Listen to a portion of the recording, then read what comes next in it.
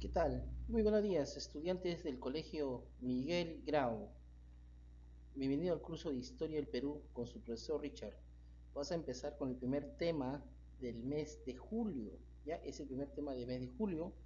El tema de hoy es organización económica del virreinato y sus principios económicos y la minería. Ya vamos a hablar sobre en esta época cuál fue la economía principal y cómo se trabajó la minería, ¿no? Empecemos entonces. No te olvides que la corona española organizó la administración, sociedad y educación colonial. También organizará la economía, ¿ya? De todos los sectores dedicados, dedicará mayor atención a la economía.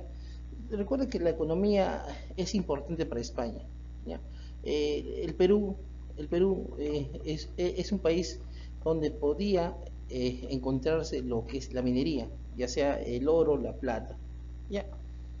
Vamos a empezar entonces con los principios económicos. Ya, en el principios económicos tenemos tres características, que es el mercantilismo, el exclusivismo y el intervencionalismo. Ya, vamos a empezar.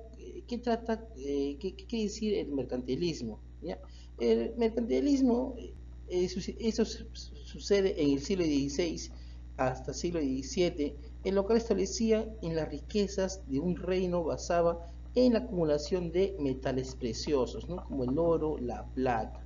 Está viendo la imagen, ¿no? Que no, un país, el país acá de España necesitaba este mineral. Cuan mayor mineral obtenía España, más crecía su potencia, ¿ya? Más potencia. En otras palabras, el mercantilismo es la acumulación de metales preciosos, ¿ya? Por parte de España. El exclusivismo es que España establecía o podía comercializar con sus colonias y viceversa. Solamente España podía comercializar, nada más. No podía comercializar Francia, Holanda, Inglaterra, no, no estaba permitido. Solamente era de las colonias hacia España y España hacia sus colonias. Ya, pues dice, las colonias solamente comercializaban con España. Eso es el exclusivismo o monopolio comercial también. Y el intervencionalismo dice que consistió más que nada en el control directo de España sobre todas sus actividades económicas de sus virreinatos, ¿no? Por lo tanto, la corona era el único ente regulador de la economía colonial. Solamente la corona española podía intervenir, nada más. Podía, no, no podía intervenir otro país, no, no, no se podía. Solamente era la corona española, ¿no? La metrópoli regulaba el comercio y la industria de sus colonias, de sus colonias. Ahora sí, vamos a pasar a lo que es en la minería, de qué trata la minería, cómo se trabajó, cómo se explotó la mano de obra en esta época, ¿ya? La minería dice que es la actividad más importante de la economía colonial, ¿no? Por ser la principal fuente de recursos con la que contó el Estado español. En torno a la minería se organizaron las demás actividades económicas y se dictaron reales cédulas y ordenanzas para favorecer la explotación mineras, pero al mismo tiempo esta actividad significó la explotación y disminución de la población indígena, ¿no? ¿Por qué la disminución de la población indígena? Porque la mayoría de acá no sobrevivían a este trabajo tan, tan maltratado para el ser humano, porque trabajaban 12 horas en socavones, en túneles que ellos hacían, que avanzaban, ¿no? 80, 100, 160 metros, ¿no? De profundidad. Muchos de ellos no salían con vida, ¿no? Y entonces tenemos las minas más principales en esta época. Ojo que estamos hablando de esta época, ya del siglo XVI al siglo XVII. En esta época, las principales minas fue la mina de Potosí. Esta mina, que actualmente se encuentra en el país de Bolivia, pero que algún día perteneció al Perú, ¿no? Más adelante con la corriente libertadora del norte se va a independizar, ¿no? El Alto Perú y se va a convertir a la República de Bolivia, ¿no? Esta mina de Potosí, esta mina, fue la más importante de esta época, ¿ya? ¿Por qué fue la más importante de esta época? Porque esta mina significó para el virreinato, más que nada, para el virreinato peruano, el hallazgo de lo más importante de su historia, ya que es uno de los yacimientos de plata más grande del mundo. En esta época fue uno de los yacimientos de plata, de mineral, esa plata más grande del mundo. Potosí es un cerro, dice, situado a más de 3.000 metros de altitud, en el actual país de Bolivia, ¿no? O sea, es un cerro que tiene 3.000 metros de altitud, ¿no? Altitud. Por ejemplo, fue tan importante esta minería para la corona española que el mismo Carlos V le dio el título de ciudad imperial y Felipe II le otorgó el escudo en el que leía "Soy el rico Potosí", ¿no? Fue tan importante que se explotaba, ¿ya?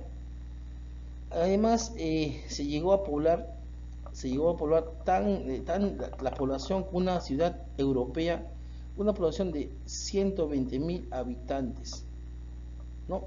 El que menos trabajaba esta mina de Potosí para la extracción de la plata. Y la otra mina más importante de esta época fue la mina de Huancavelica. ¿Ya? Esta mina de Huancavelica. De esta mina se extrajo el azogue o el mercurio.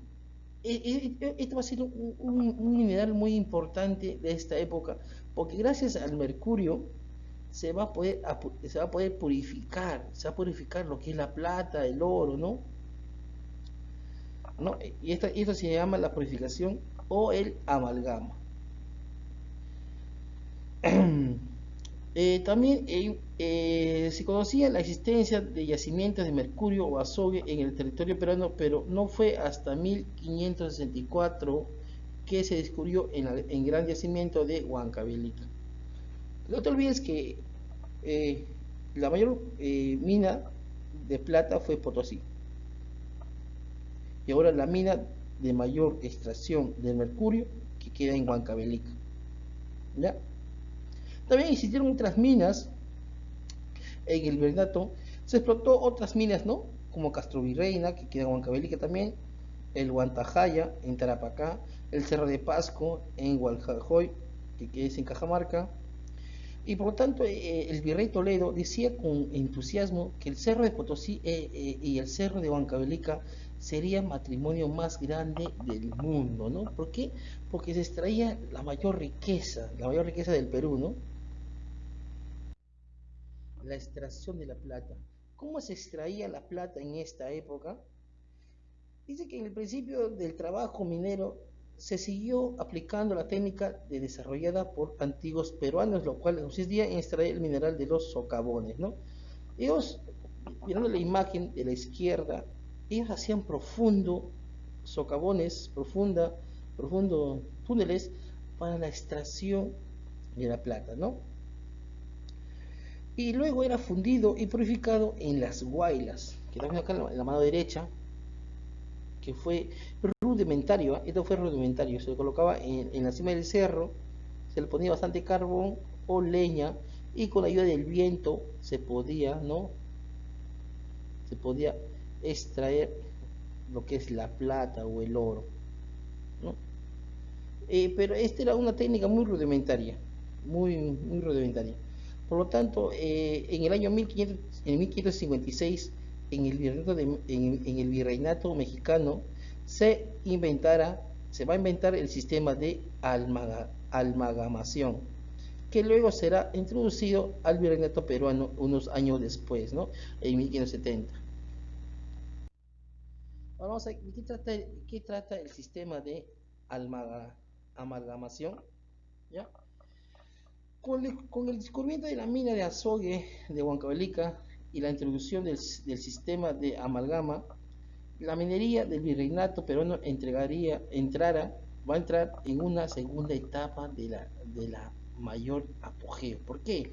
Porque gracias a esta amalgamación por el azogue, que es el mercurio, ojo que el mercurio es azogue o azogue mercurio, era una técnica de purificación de la plata extraída, ¿ya? Este sistema consistía en mezclar el mercurio con la plata. Este mineral líquido tenía la propiedad de absorber la plata. Después de separar el azogue de la mezcla, quedaba la plata pura, ¿no? Ese era para purificar. La plata es un mineral sólido, el mercurio es un metal líquido. Al echarle encima, el mercurio hace que se purifique, que salga purificado, o sea, otras propiedades lo quite, sino salga la plata puro, puro, puro. De ahí pasamos a lo que es al impuesto, en esta época el quinto real. El quinto real, más que nada los propietarios de las minas estaban obligados a pagar el quinto real, que era el impuesto aplicado a la producción minera, o sea, el 20%. No, si yo era un minero y tenía a mi cargo varios indígenas trabajando para mí, de toda la producción yo tenía que pagar el 20% aquí a la corona española, ¿no? El 20% de mi ganancia.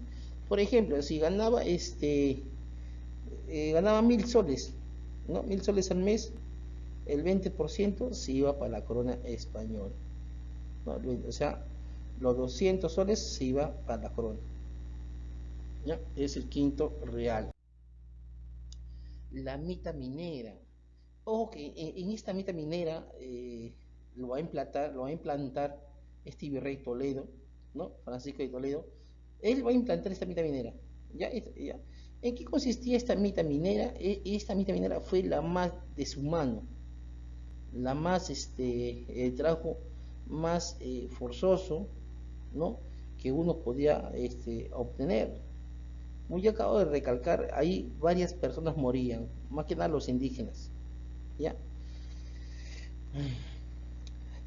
¿Por qué? Porque precisamente el descubrimiento del rico Cerro de Potosí, donde se extraían lo que es la plata, llevó al virrey Toledo a instaurar la mita minera. Él instaura, el virrey Toledo. Pregunta de examen cuando venga en el mes de julio, te va a preguntar, ¿qué virrey instaura la mita minera? La respuesta será, pues, el virrey Francisco de Toledo, ¿no? A cambio, en 1575, el virrey Toledo dispuso que las minas de Potosí fueran trabajadas por 16 provincias, ¿ya? Y 13 para Huancavelica. Aproximadamente una población de 27.000 personas viajaban anualmente a Potosí, Todos los varones trabajaban, todos los varones de 18 a 50 años trabajaban, obligados, obligados, obligados. La mita minera era obligatoria, tenías que trabajar, ¿ya? Los indígenas dejaban sus tierras y emprendían largos viajes hacia las minas junto con sus familias, ¿ya? También hay que recalcar que los turnos para trabajar en estas minas eran de día y de noche, 12 horas diarias. Y los mitallos descendían hasta 180 metros de profundidad. Muchas veces ellos no lograban salir de la mina por los derrumbes que terminaban con sus vidas, ¿no? Desde esta oscuridad de las galerías tenían que trasladarse sobre sus espaldas las pesadas cargas de mineral, ¿no?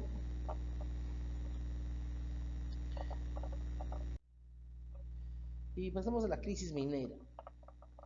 Y esta crisis minera que se va a dar en el año 1620 fue el inicio de la crisis en la minería del virreinato. Las causas fueron varias causas, ¿no?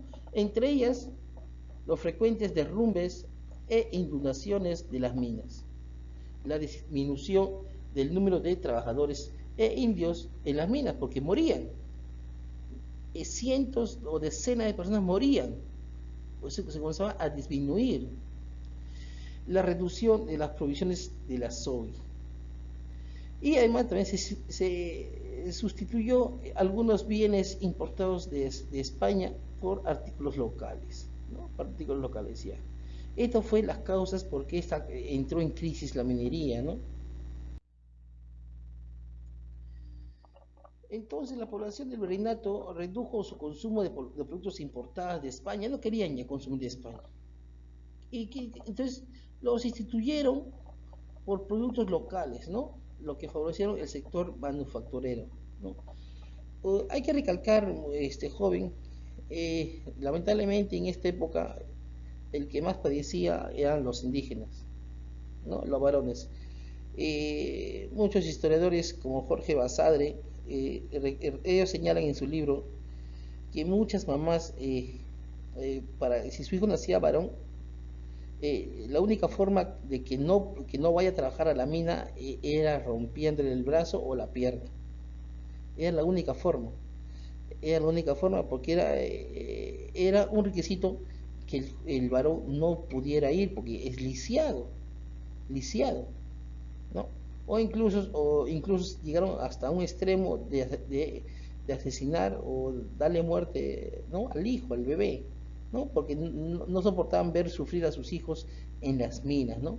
Porque ellos se iban y ya nunca más regresaban, ¿no? Un sufrimiento doloroso, ¿ya? Es el tema de hoy. El tema de hoy, César, es la organización económica del virreinato, principios económicos y la minería, ¿no?